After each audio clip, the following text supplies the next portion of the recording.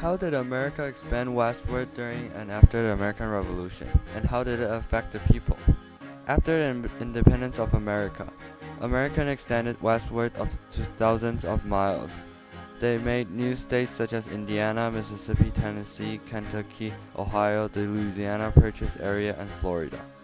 There were a number of factors that played a role in the western expansion of the United States. However, there are four principal factors that can be seen as having the most significant influence. They are Thomas Jefferson, Lewis and Clark, Adam Onis Treaties and Louisiana Purchase, and the War of 1812. These people and events shaped how the United States became the nation it is today. They played a pivotal role in the development and expansion of the United States. The effect of these elements had a huge impact on the American people and helped dictate the status of the United States. Without these events, the United States would be a very different place today. The Florida Purchase, also known as the Adam-Onis Treaty, was the result of the deal between the United States and Spain. This picture is taken during the expedition of Lewis and Clark. William Clark on the left, Williamer Lewis in the middle, and Sacagawea on the right, were on their way to explore new lands. Clark and Lewis were both in the military before they went on the trip. The point of the trip was to get an idea of the amount of resources available in the western United States. The influence of this expedition was far-reaching because it laid the groundwork for the greater goal of western expansion. By setting out to discover more about the land around them, Lewis and Clark played a pivotal role in the growth and development of America. They were able to show Jefferson the benefits of acquiring the land involved in the Louisiana Purchase. This was pivotal in the case of western expansion because it made Jefferson aware of the importance of acquiring the land through the Louisiana Purchase. Without this expedition, perhaps Jefferson wouldn't have been so keen to get the land, in which case it is possible that the western expansion of the United States may have never taken place. This would mean that a huge part of what we now call the United States would be French. In Congress, Senator James Ross suggested that the president send 50,000 militia to take control of New Orleans. However, Congress decided to spend $2 million on the purchase of the city. On April 11, 1803, Livingston was invited to meet with Napoleon. He made an offer for the purchase of the whole Louisiana.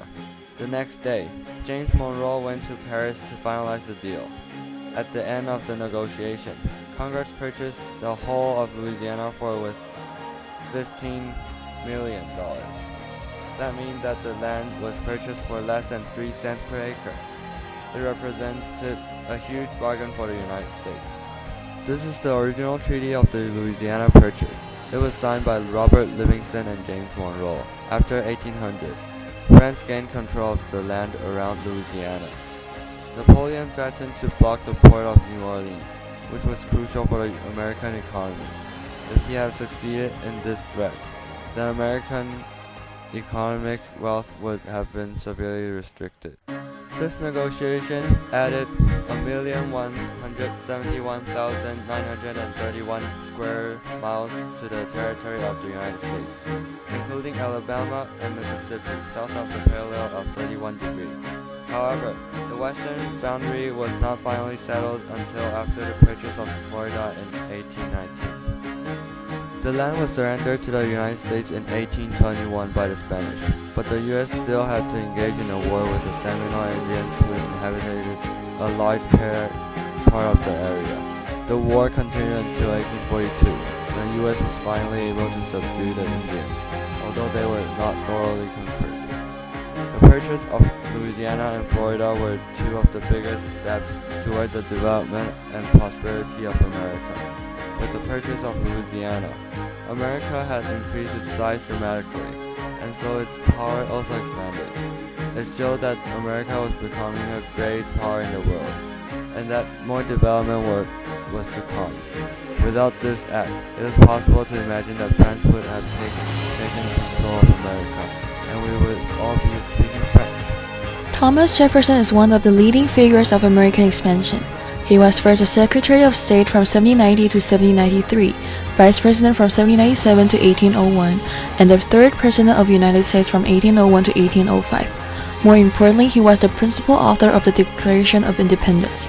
His major success during his presidency were the expedition of Lewis and Clark and the Louisiana Purchase.